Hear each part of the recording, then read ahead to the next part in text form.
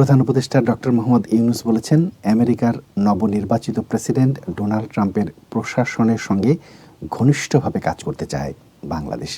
বুধবার ঢাকায় রাষ্ট্রীয় অতিথি ভবন যমুনায় ইন্টারন্যাশনাল রিপাবলিকান ইনস্টিটিউট IRI এর ঊর্ধ্বতন কর্মকর্তারা তার সঙ্গে সাক্ষাৎ করতে এলে তিনি কথা বলেন। প্রধান উপদেষ্টা ট্রাম্পের রিপাবলিকান পার্টির শীর্ষ নেতাদের বাংলাদেশে গণতন্ত্র পুনরুদ্ধারে অন্তর্বর্তী সরকারের প্রচেষ্টা প্রত্যক্ষ করতে বাংলাদেশ সফরের আহ্বান জানান। IRI রিপাবলিকান পার্টির সঙ্গে সংশ্লিষ্ট থিঙ্ক ট্যাঙ্ক। এটি বিশ্বব্যাপী গণতন্ত্র প্রসারে কাজ করে।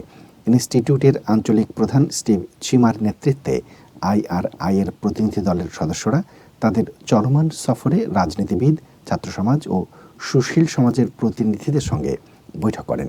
চিমা বলেন, IRI এর অগ্রাধিকার হল অন্তর্বর্তী সরকারের সংস্কার উদ্যোগকে সহায়তা করা, বিশেষ করে এখন যখন দেশের মূল প্রতিষ্ঠানগুলোকে ঠিক করার জন্য ব্যাপকভাবে আহ্বান জানানো হয়েছে।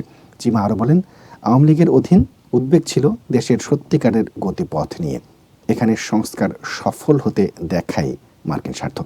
তার সরকার গুরুত্বপূর্ণ সংস্কার করে নির্বাচন করবে উল্লেখ করে ডক্টর মোহাম্মদ ইউনূস বলেন, নির্বাচনের ট্রেন ইতিমধ্যে প্রথম স্টেশন ছেড়েছে এবং একটি নতুন নির্বাচন কমিশন সাধারণ নির্বাচনের জন্য মাঠ প্রস্তুত করবে।